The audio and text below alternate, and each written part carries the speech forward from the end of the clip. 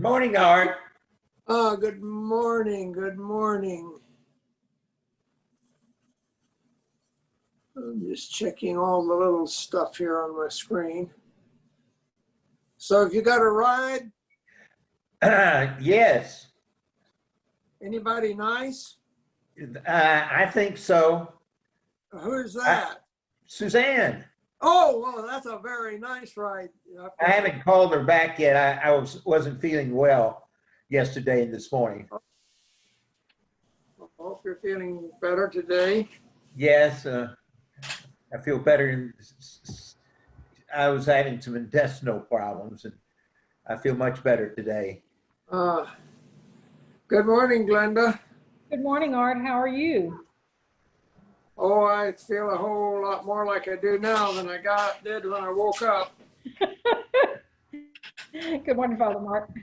Good morning. Y'all excuse me, I'm going to eat breakfast, so I will mute myself so you don't have to hear me crunching my bagels.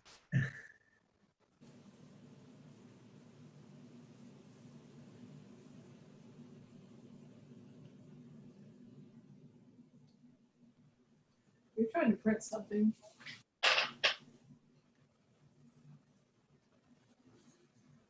While that's on. Hello, Suzanne. Hello. I'll call you later. Okay, sounds good. Just want to make sure we're on the same page there. We're on the same page. Okay.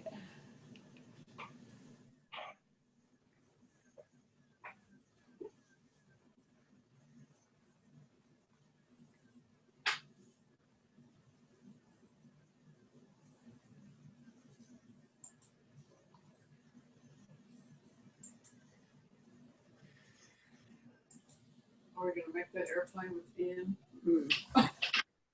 Sweetheart. Oh, I talked to him about it. He wants to do it.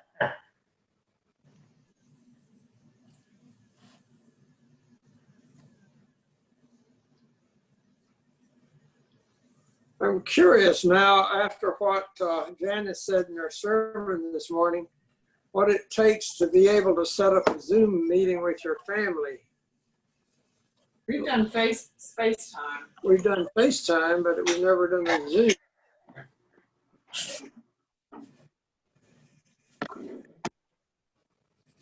Oops, there we go. Yes, we did do Zoom one time or something, but remember we were limited to 40 minutes or something. And they cut you off. Yeah, I think you can get 45 minutes free, 40 or 45 minutes free. I think our daughters. That you have to pay. See, every once in a while I come in, fade into the blue bonnets. I'm a very mysterious person.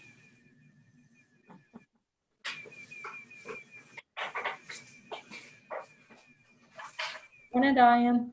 Good morning. What are you eating? Bagel. Okay. I just ran and I'm grabbed a muting peanut Steve. butter and jelly sandwich. No, not today. Some days.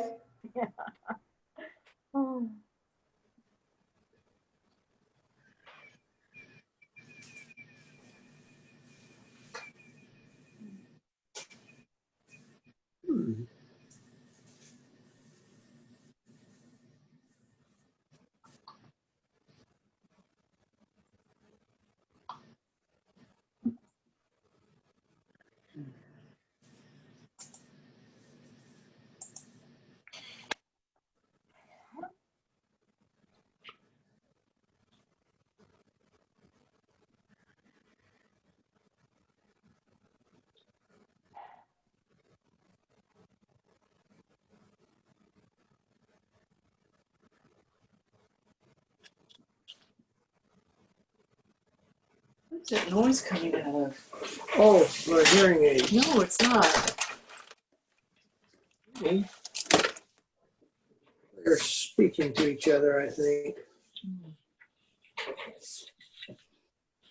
I need to put them back on it.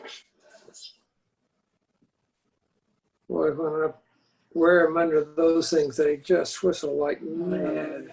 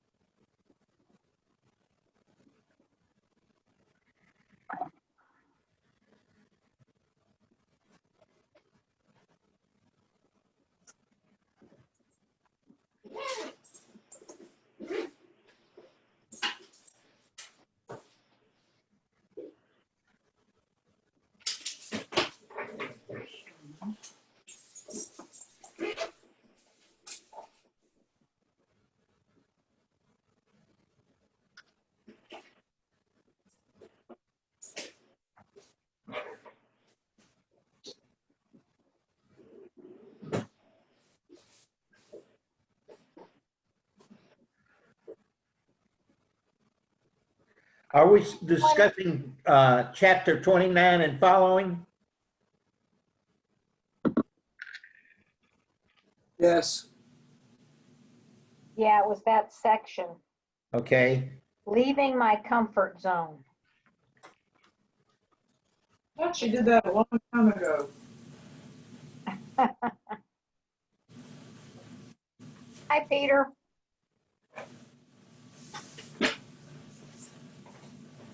Hi, Ellen.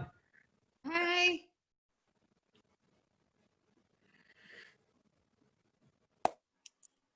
There we go. Hi, everybody. Good morning, Peter. Morning. Hi. Good morning, Mark. Hi. And Susan and Helen and Glenda and Art. Good morning. Hi. Good morning. Hi, Diane. Hi.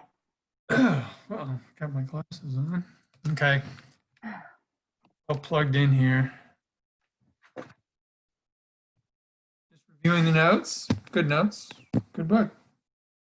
Better book. So, how have y'all been? Hi. Good. Any news? Anything? Anybody get something out of the service? Oh, it's beautiful. Oh, we got to hear the whole thing. Yeah, Yeah. I got cut in and out too. Oh, ours didn't, but it was a beautiful, just a Holy Yeah. Spirit inspired service. Yeah, and the music was Fabulous. fabulous. Really nice today. I liked it. Yep. Well, today's class, we're going to get to, I think, maybe weave some of that into the chapters that we read today. Could happen. Hope so. Hi. Gonna work. Page 102, chapter 29 is about. This was fun. This is a fun chapter.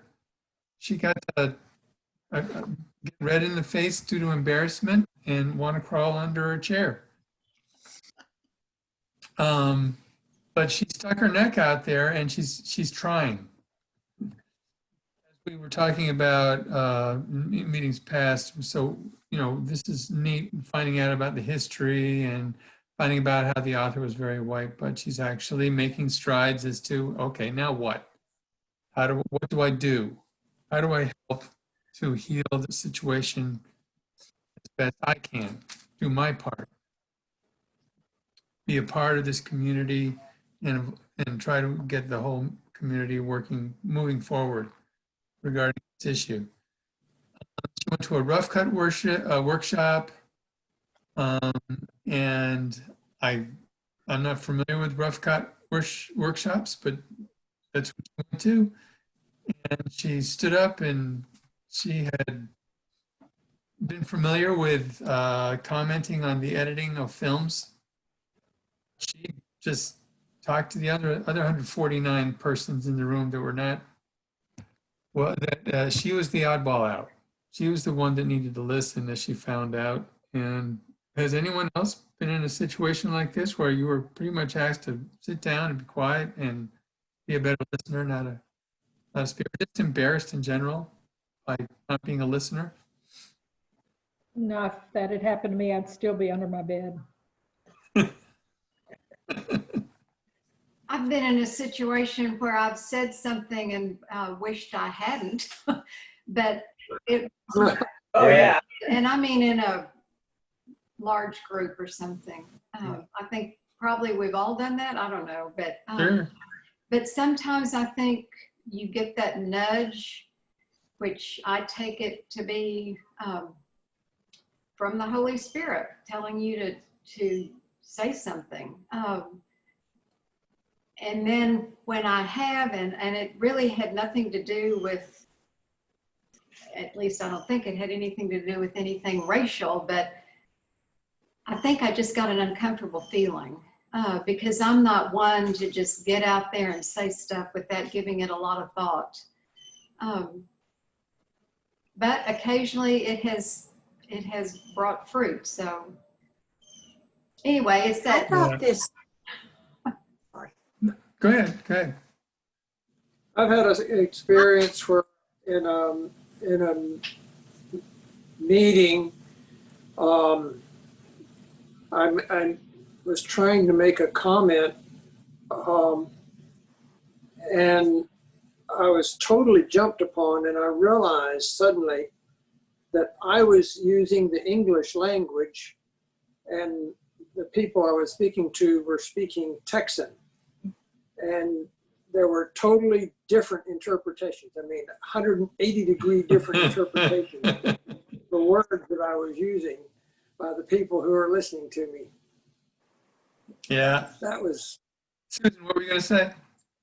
I thought this really showed how really in her life, everything's about her. And to me, it really, I mean, I could hardly read the rest of the chapters because she was just like, oh, you know, first of all, what would make her think to stand up and say anything? Good grief. And, you know, she was all nervous about going. And then the very first thing she does is stick her opinion in there. So to me, it just really, you know, I felt like she really stuck her neck out when she shouldn't have. Yeah, I guess you and Art are kind of looking at the situation similarly in that there's a way to communicate, and like you're saying, Susan, just it's time to listen, and it's time to speak the same language, get on the same level as them, and if you're listening, I mean they're not ready to listen to white folks in this situation because they know what she doesn't. And she was looking at it like, oh, I'm the great film editor because somebody used to bring their commercials or something. What was it? TV, something or other, film to her so that she could help them edit the neighbor. Yeah, getting on their level, being ready to hear, being open to just sitting and soaking it up. It's a good idea. But she always has been, Susan, again, she always has been the person that just, I really get who I am and it is about me. But in spite of being that person, she still persevered. That's why it took her a whole book to get to the end of the chapter. And she's being extremely honest about who she is or who she was and how she came. And I think in doing that, it helps others like me see it in ourselves. Yeah, absolutely. Our faults may not be her faults or our shortcomings, but if she can do it, then she's so committed. But if she can do it, we can do what we are here to do. We can do that. And I also took it like she didn't even understand it was a shortcoming. Like, Susan, you are absolutely right. It was inappropriate that she would offer this opinion about something dealing with the ways Black feel when she was not white. And, but I think she didn't even realize that she was so clueless, totally clueless. I know I was at a meeting once, a large meeting, and I was checking people in, and evidently in the course of all of that, I have absolutely no idea what it was, but a new member came in and I was greeting them and talking to them. And at some point I said something that horribly offended her. And thank goodness someone later on told me how hurt she'd been about a comment I'd made about another organization or something. I don't know what, I don't even have a clue what it was. And I immediately reached out to her and I said, whatever, you know, I said, I just sincerely apologize. I was clueless and I have felt terrible about it ever since. I mean, she understood and everything was okay, but I still feel terrible. Yeah, I think that's one of the points the author makes here is in this section, actually, it's if if you've got a problem or you've said something or there's been a misunderstanding, you've instead of shutting, no, it was the previous lesson.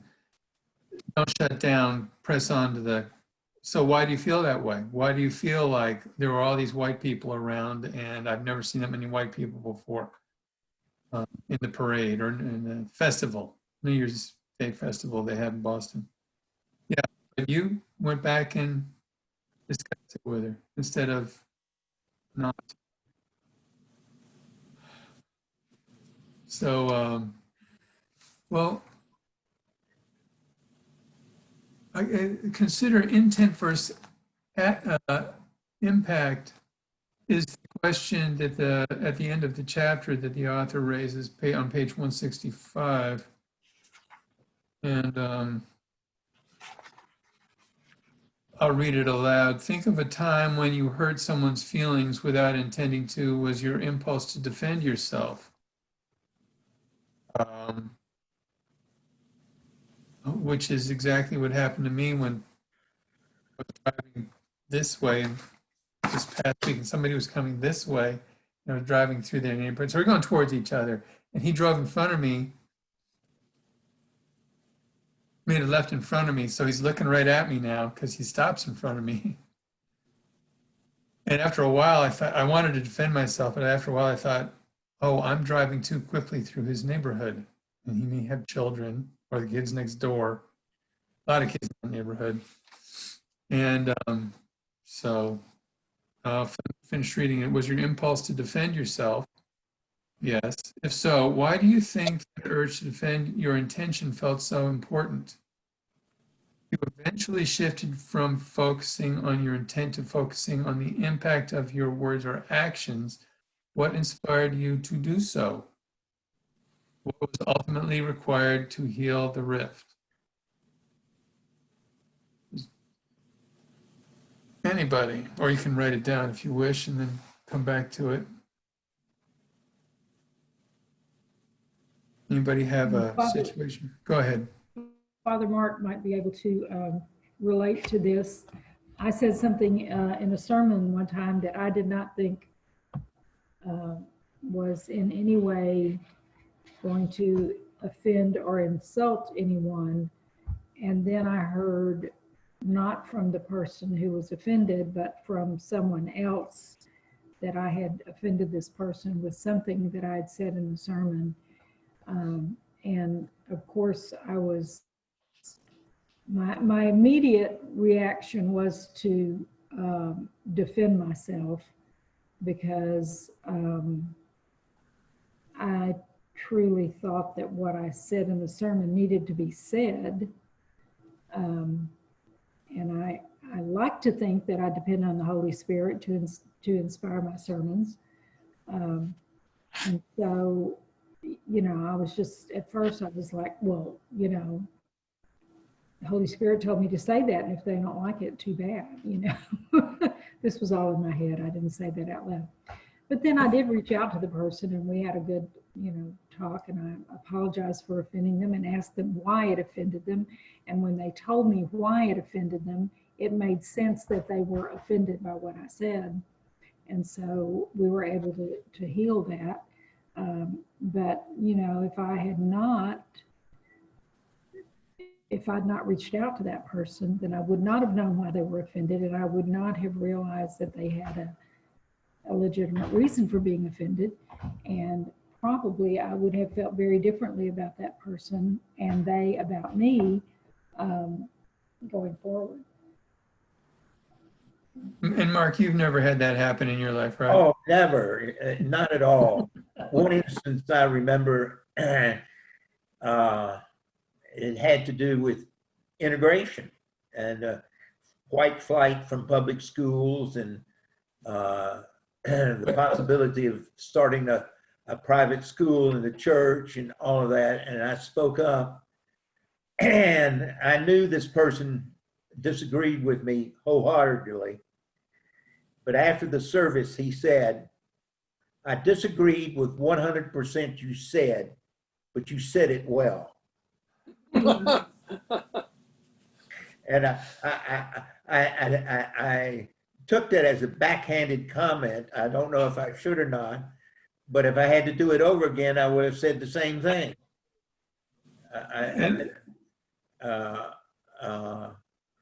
That the church needed to be confronted on why the reasons they're choosing white flight, or the possibility of starting a school in the church, and were they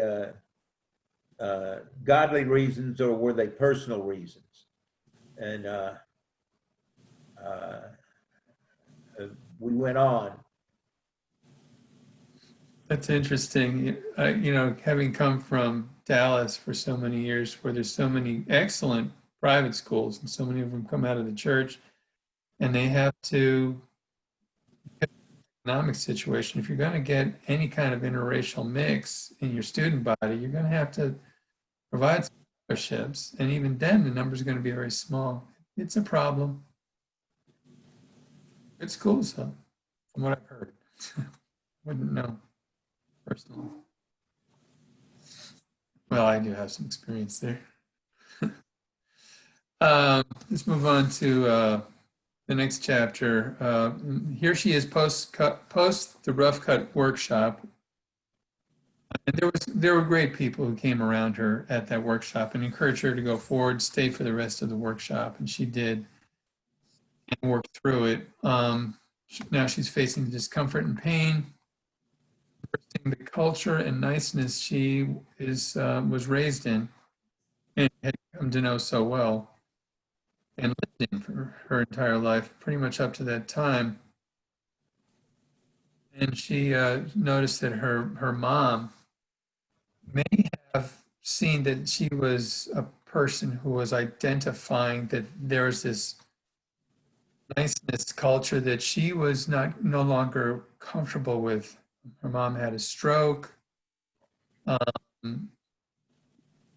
author goes up, finds the book, Too Good for Her Own Good. They never got to discuss it. Her mom was then too ill, too far gone. Sad, but if this is the case, at least mom was aware. See. The culture of niceness serves those for whom life is going well. But I think that's one of the things the author was trying to bring out in the culture of niceness, or among the culture that she was a part of. Because they were comfortable, they could live that way, but then the culture was formed outside of neighborhoods like hers, or communities like hers. They had to discuss things because there's so much going on that was terribly uncomfortable, and they had to face it in order to go on. You can't go on with so many problems without discussing them, is what I got out of that moment. The movie The Patch of Blue, I think most of us here, or all of us here, are familiar with it. Mom didn't want her to go. There was an interracial kiss, or at least it's been a while since I read that paragraph. Interracial relationship at any rate. Anybody else have any feelings about the culture of niceness versus culture where things are actually discussed, like the French culture that the author mentioned? I could relate to this because I grew up in I mean, it was just understood that you didn't really share anything if you were feeling bad about something. And I don't know how many of you remember the song, but it came to me, Don't Cry Out Loud. And I think it was by Melissa Manchester or Helen Reddy, but it's keep it inside, don't. And it was a woman singing that's the lesson she had learned, to keep your emotions in check. You weren't supposed to, I guess you were just never supposed to have emotions, but this was also the time of the old fable, or what is the word? Children should be seen and not heard. That certainly has changed in a good way. Sometimes, maybe sometimes that still need to be, there are times when you should be quiet, but we were just not encouraged to talk about anything that was hurting. Yeah, that song in particular that you mentioned, it seemed very obvious that the singer, the artist, was very much fighting against and trying to work through that cry out loud culture. Anyone else? I think I- that, oh, sorry. Go ahead, Susan. I think that it shows us, I mean, the fact that her mother wouldn't let her go to that movie, honestly, it just shows us that when we're feeling our worst, we have to remember that we've come a ways. I mean, it's not looked at, it's not looked down on. It's not, it's just different. And I know that at the time that her mother said that, certainly where they lived and is sort of surrounded as they were by people just like them, that's not unusual to have, that her mother wouldn't let her go to that. But I know that she would let her kids go to that movie. So let's realize that we're taking a step forward all the time. Slow process, but it is forward, yes. I've been in the situation where I shared with a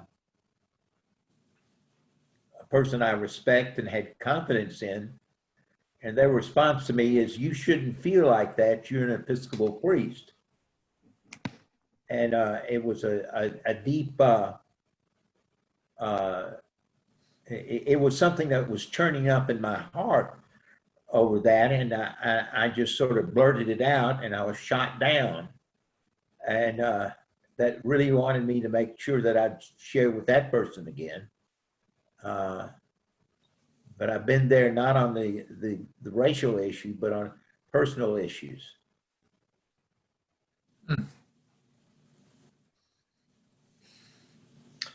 I'm beginning to feel sorry for this lady. I have been reading through some journals that I kept as a teenager, and in particularly during my senior year in high school. And for one thing, I was quite frank about sharing with my journal a lot of my feelings and teenage things that were pretty typical.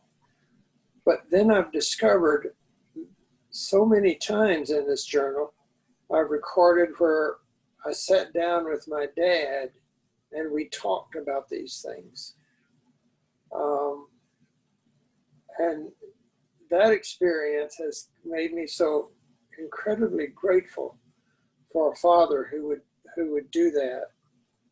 And I can't remember the discussions we had word for word, but apparently it was not something that turned me or him off, because continually through the senior year, there are these entries where Dad and I talked about this and this, and what a wonderful thing.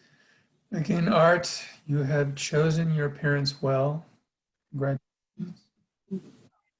I sure did. It's something, I know, I really believe that there wasn't a lot of conversation in that realm.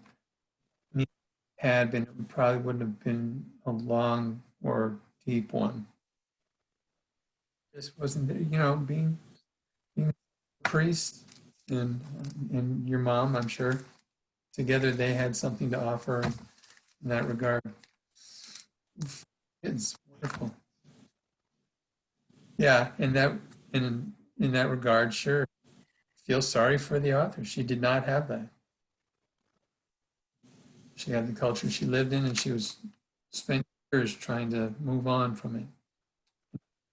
One, we have a situation now where, again, we're moving away from the history and the culture that she grew up in. Well, the culture she grew up in and the history of the United States regarding race, but now she's actually getting together with persons that are not white and discussing things. I'm about to share my screen.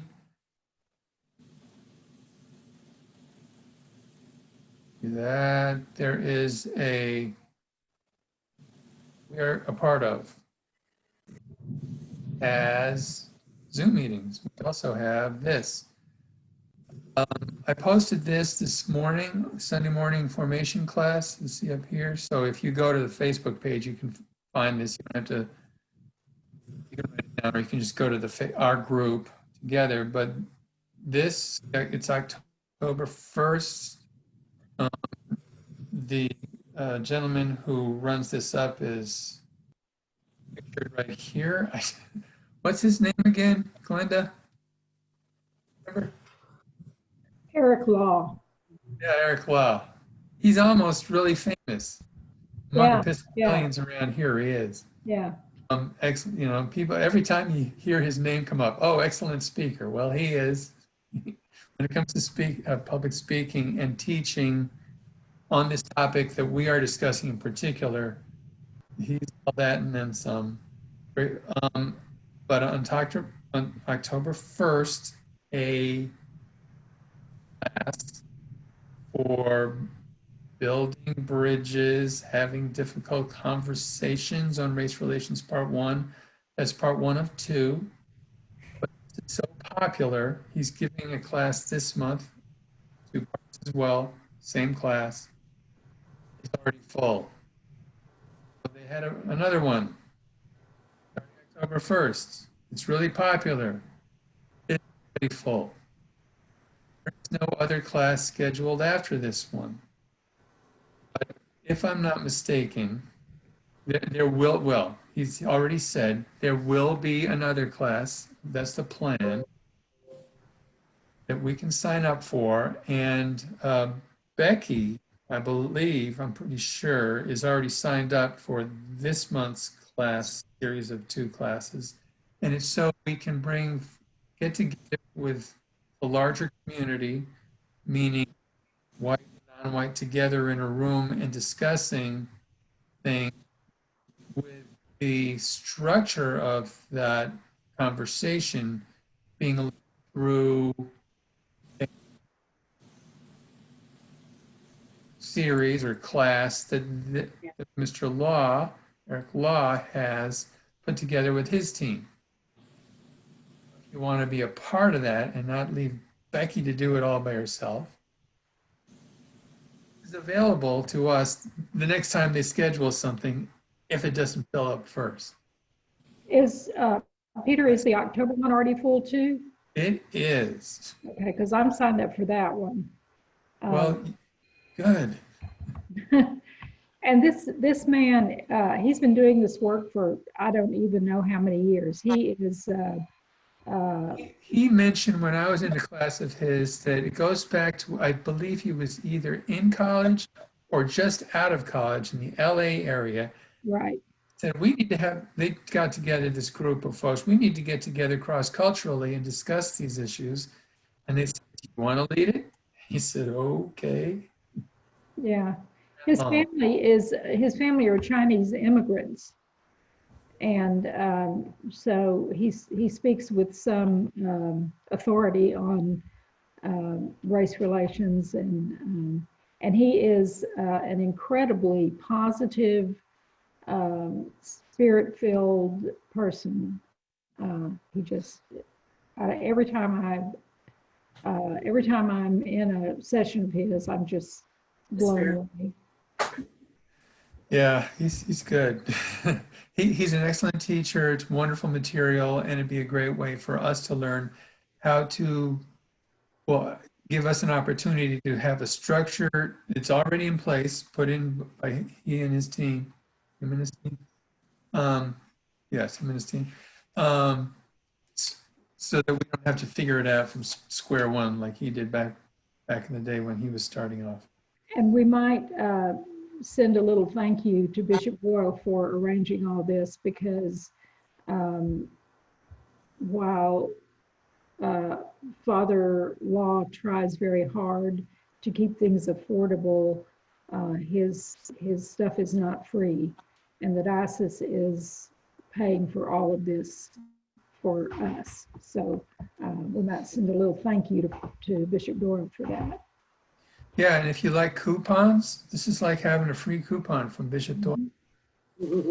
Exactly, exactly. To jump in here and say that our diocese has been remarkably supportive and generous to all the churches, including us, throughout this pandemic. Yes, It's absolutely. unbelievable, the resources that we have because of them. So just had to make my public service announcement. Well, you're right. Yeah, and they also do have a newsletter, this same group. But you It's go to the the Facebook. Kaleidoscope Institute. Is that it, Peter? Yes. Yeah, the Kaleidoscope Institute.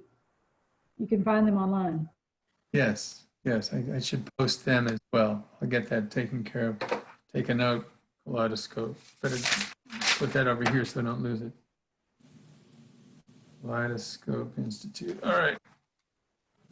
So, I think one of the more telling comments in chapter 31. So they had a workshop where everybody's writing things down on cards that they wanted to discuss. Write down on a card something that weighed on them daily. And I didn't take notes on all the different things, but they were big issues.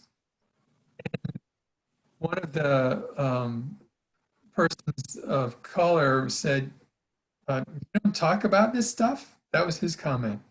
He was taken aback. He said,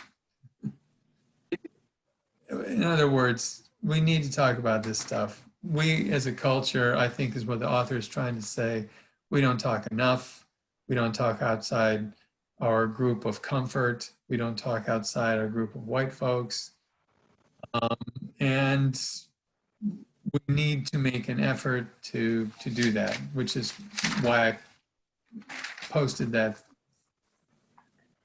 teaching available in our diocese for free with Eric Law as our teacher.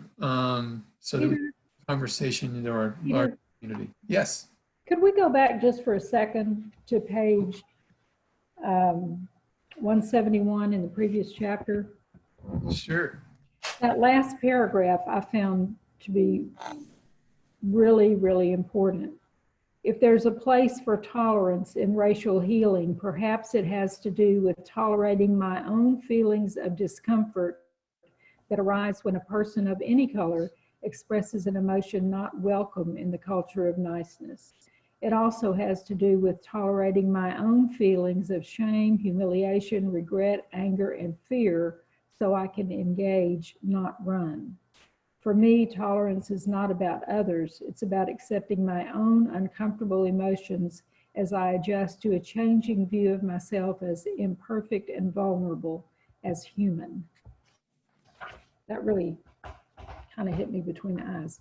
Yeah, it sums up the chapter so well. Yeah, continue. Thank you. The diocese, just sitting in the few meetings I've been in on this topic, and it's a focus of the diocese now for this year. Racial reconciliation is the way it's been phrased. Conversation with a larger community is what they really hope to see in the churches of the diocese. And the book spells out so well how even someone as who had so much to learn, like the author, has come to a place of where she's in the conversation. And we can too. We can as well. We're on chapter, let's go on to 32. Good. Just looking at the clock there, looks good. Letting go of my self-image. Flawless. I don't,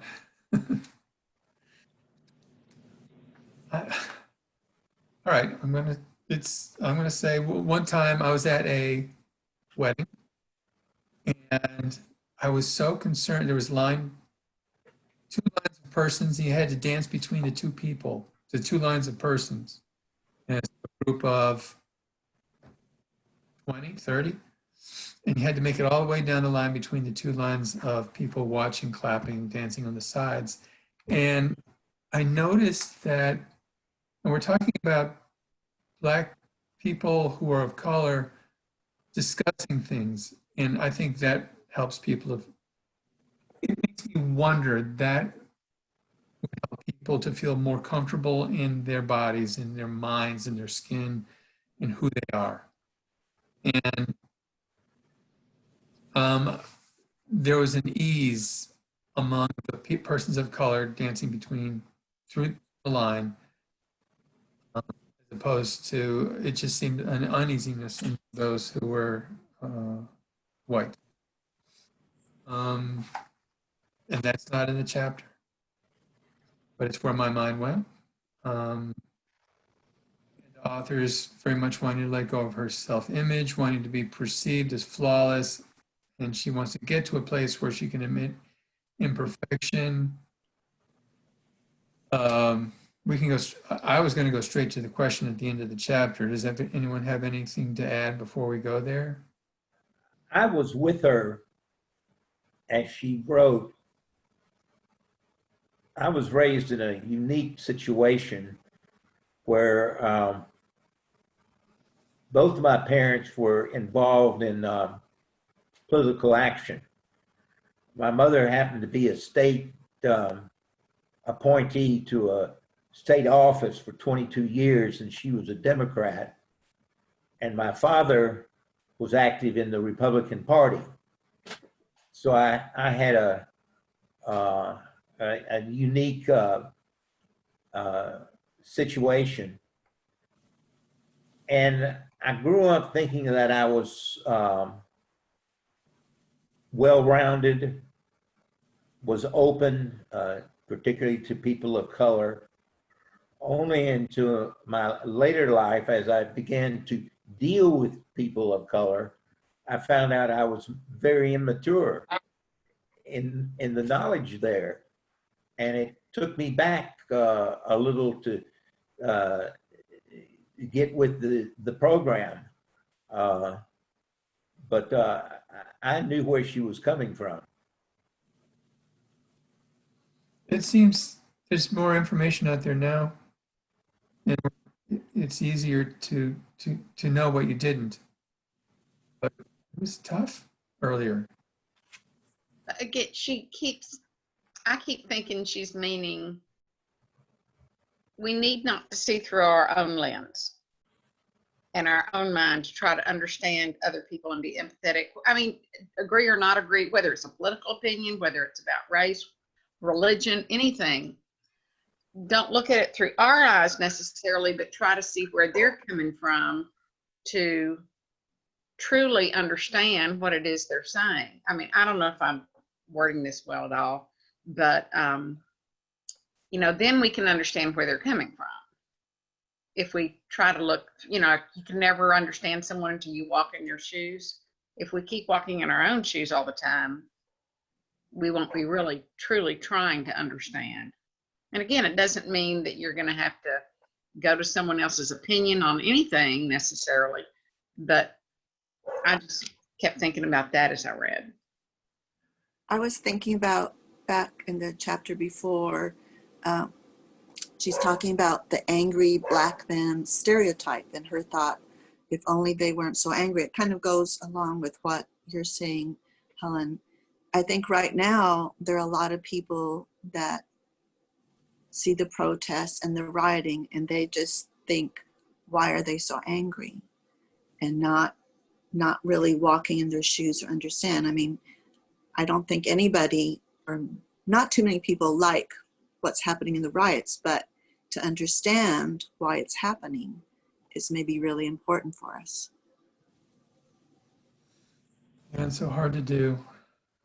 This morning, when we were reading the Old Testament lesson, I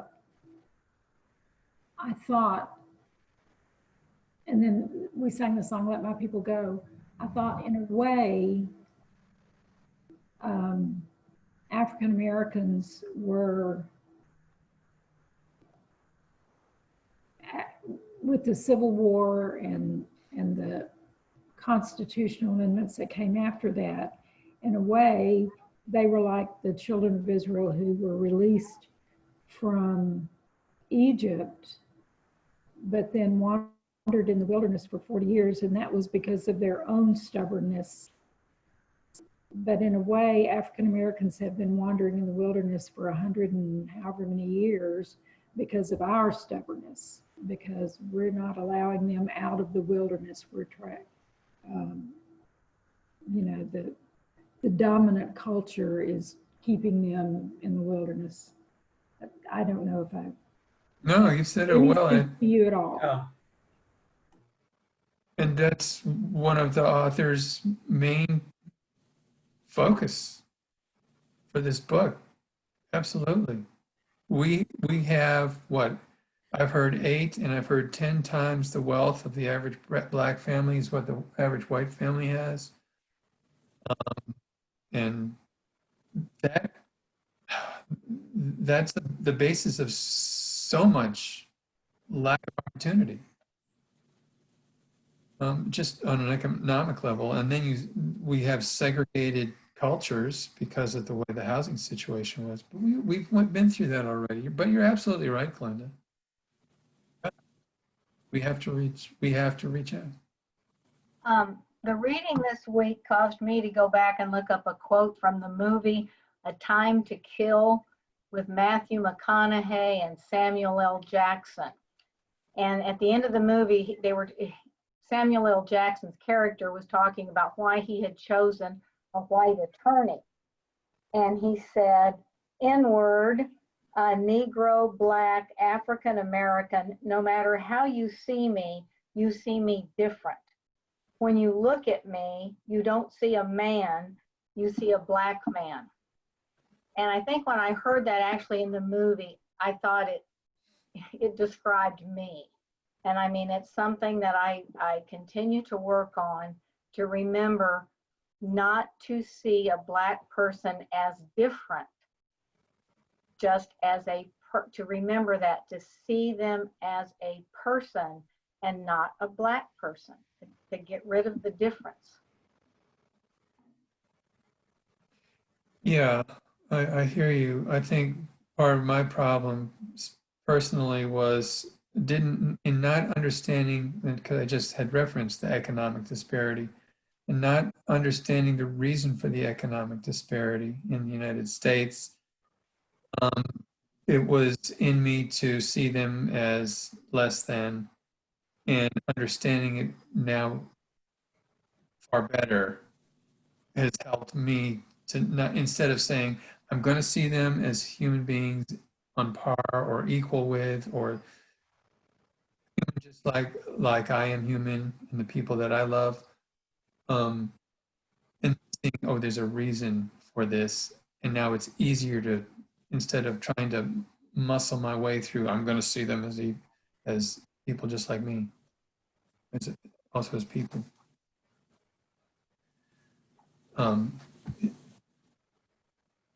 It does make it simpler for me. Anyone else?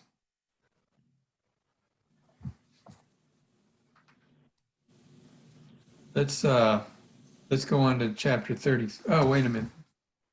The question at the end of the chapter. I thought this was a good one. I'll read it out loud, and you might want to write these down, and we'll pause for a moment, maybe a minute and a half. and then I'll call us back together. How do you want people to see you? List 5 adjectives you'd hope people would use. What behaviors do you employ to convey this image? How would you admit ignorance or wrongdoing, no matter how unintentional, challenge your desired image? No matter how intentional, challenge your desired image.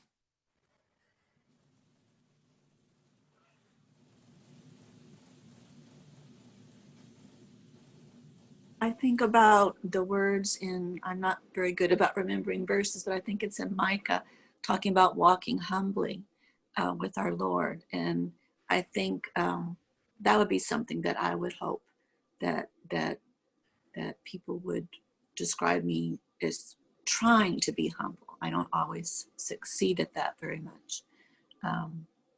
And willing to be ignorant. I think that's, and to learn, to be, how would you say, teachable, I guess they say a lot in school. Nice.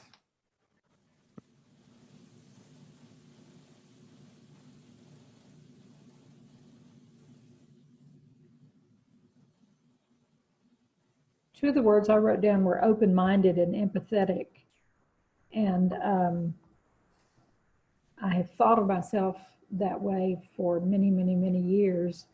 But every now and then, you know, something pops up that makes me realize that I really am not that open-minded nor that empathetic.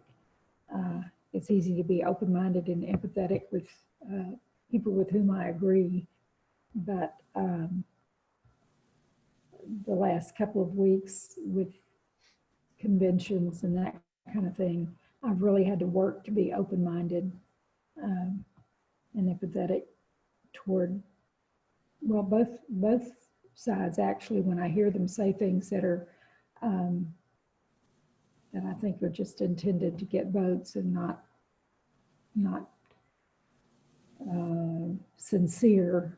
And I have to just kind of step back and say, okay, they're working for a good cause, and I just need to think about, you know, if this happened or that happened, would our country really be all that much better or all that much worse, you know?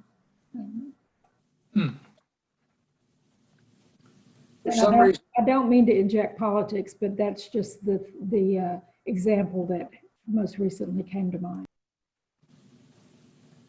for some reason, a quotation attributed to Eleanor Roosevelt comes to me when someone asked her something about this, and she said, "Oh, just be yourself. No matter which way you go, they're going to criticize you anyway."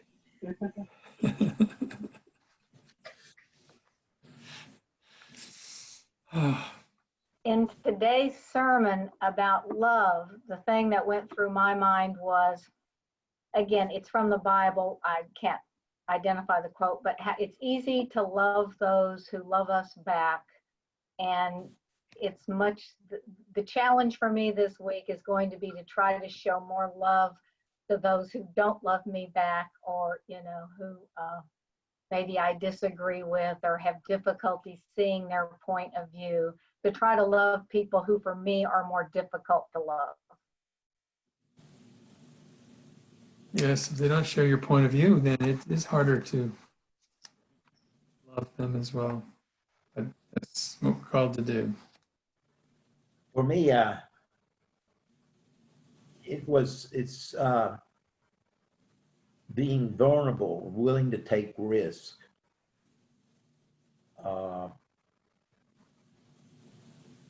Which I have done, but not successfully in all times.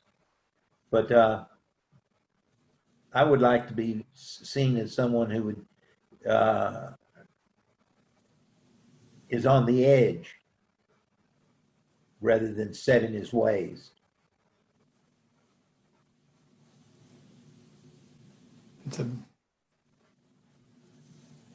We could all learn from that. It's easy to not be on the edge. There's a lot to be learned by being on the edge. Yes.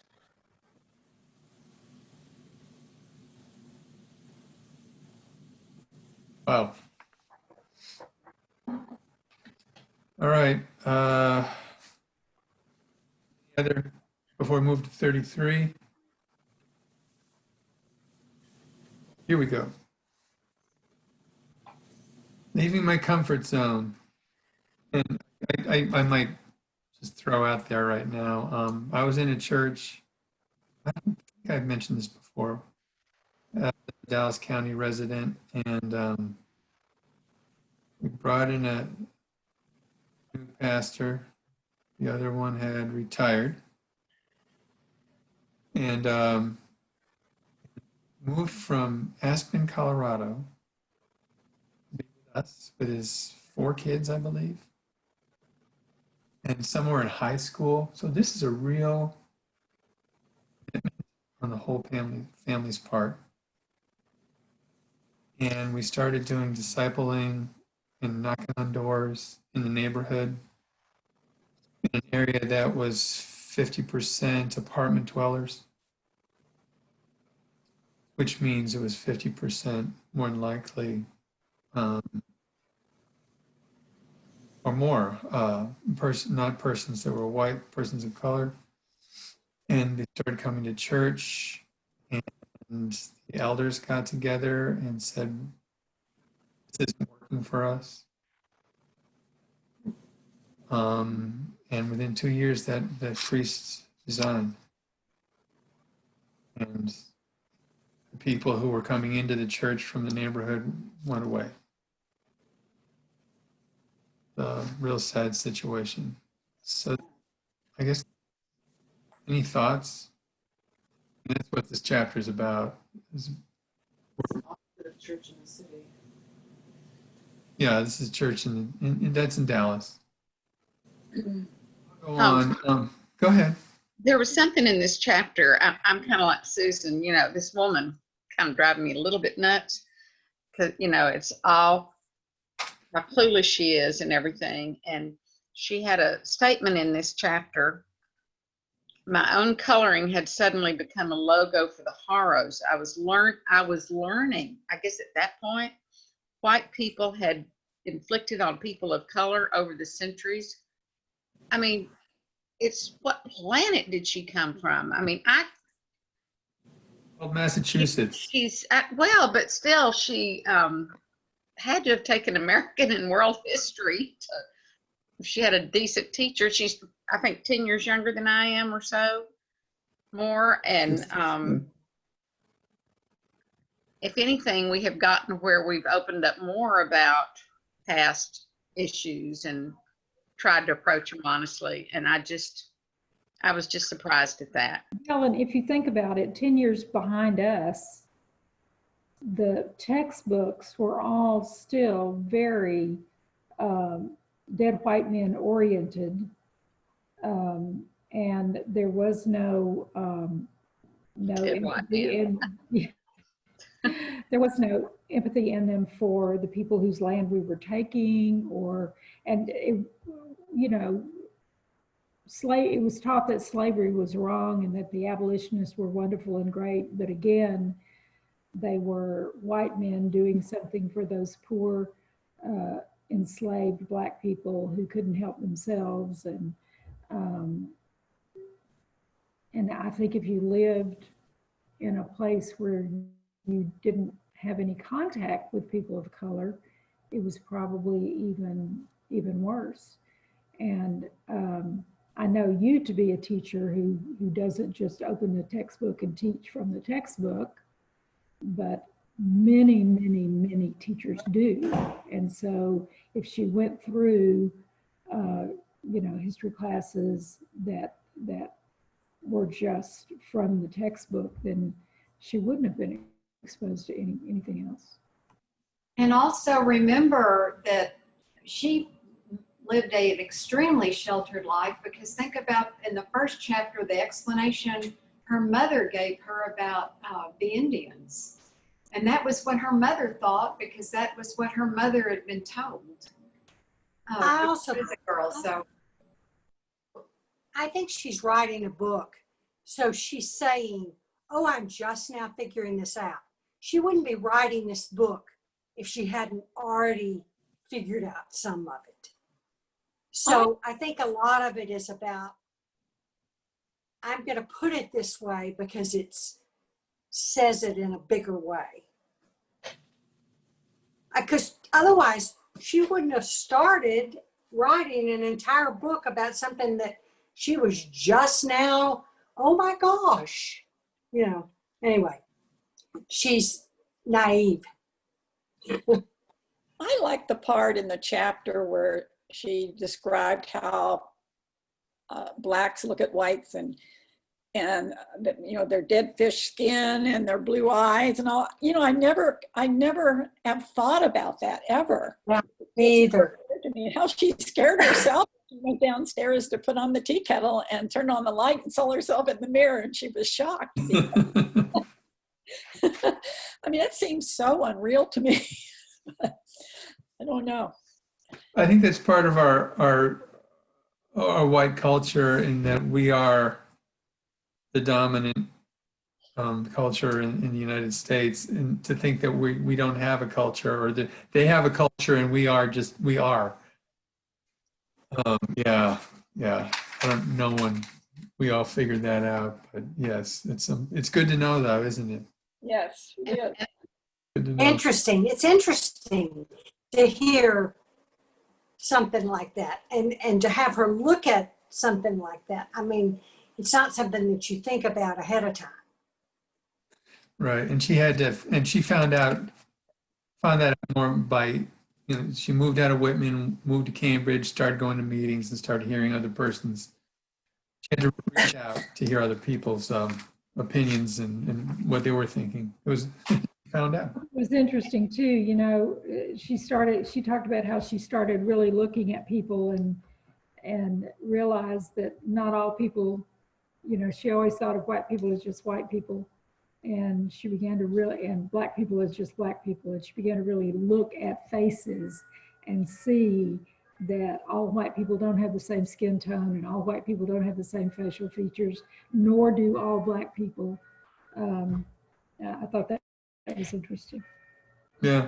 And the very real, or the reality of the point of us as cultures addressing this is that by the 2040s, 2049 used to be the date, it's probably changed, America will cease to have a Caucasian majority, and minorities altogether will become the majority of the population. So if we don't address these kinds of issues, we are going to do nothing but get in deeper and deeper trouble. Mm. Well, and at that point, there will not be a majority. Nobody White will be a people will majority. be in the minority, but black people will be in the minority, and brown people will be in the minority, and Asians will be in the minority, and Native Americans will be. There will not be a majority, a racial majority. And Helen, you're talking about the conversation. What is your opinion, or maybe you can speak to us, anyone, about bringing this conversation the wider community, and start a conversation with the structure that Eric Law has created for us, to bring that into I think it would be at our church, it might be at someone else's, but being a part of that. What are you thinking when you hear about that or think about it? Well, it's kind of like Diane's question last week. Why isn't this for everybody? People really should be addressing this, but it's also sort of that old saying, you can lead a horse to water, but you can't make him drink. You can't make people want to be aware of the situation and face it. And when you start crossing lines of truly what is Christian and the way we should behave and all that stuff, and then you get into, on the other hand, public policy, I feel very strongly the church does not belong in public policy. And that's done to protect the church as well as the government. That, you know, they should be kept separate. And that comes from our own hearts and how we behave. So I don't know that this really answers your question, but of course, I think everybody ought to want to, but in reality, they don't. And I think this is a huge first step for our church to just be talking about this like we are during this class in the small groups. Mhm. We are at least addressing it and Absolutely. looking into it. And it isn't for, not everybody is there yet, whether we want them to be or not. But I was very touched in this book it's in the chapter preceding the ones, because I wasn't here last week, on page 153, where she says basically it's up to the white people to make this happen. And I believe that because we're the ones that created it, whether we intended to or not. It seems like that's what's happened. So I've been thinking that somewhere down the line, if we could somehow work with, get together with an African American church, like maybe the St. James Methodist, or a church that's primarily African American, and work together through some of this, and not have, you know, I think it would take some serious planning with both groups, with leaders of both groups, and do some worship together and some social things together and some work in the community together. I think one of the things that would achieve maybe is to break down some of those barriers of, you know, you're black and I'm white, and move toward we're people of God, we're Christians, and you know, Sisters. it's our job to go out into the wider world and preach Christ together. All right. Well, thanks for that. Yeah. As a group, it appears that we're all of one mind, and that it's good. The communication is a great idea. But we have many members in the church. I don't know how many, but we need to be open to listening to them. I'd hate to see a schism happen as a result of this, like the church that I had been a part of. People left the church after that pastor was asked. He wasn't asked to leave, but he was. I couldn't hear all that, Peter. Oh, excuse me. I'm sorry. I'm sorry. Yeah, we need to, my point was, there are people in our church that might not be so wanting to have a conversation. We think this small group appear to, but there are many who would be opposed, and we need to find a way to include them in the conversation as well. And we'll just have to be working on that.